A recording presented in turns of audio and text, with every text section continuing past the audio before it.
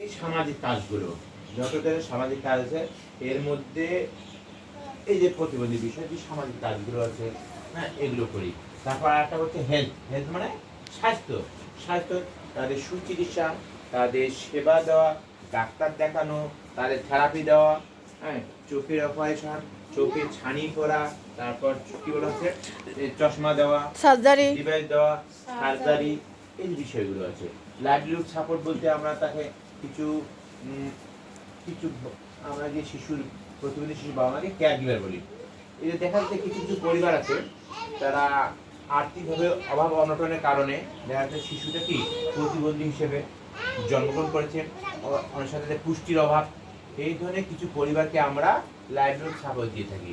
যেমন বলতে হাঁস মুরগি চাষ, অর্থাৎ তার বসত বাড়িতে একটু টাকা পয়সা দেবো, সেখান থেকে তার হাঁস মুরগি কিনে দেবো বা তারা কিনবে, সেখানে তারা রক্ষণা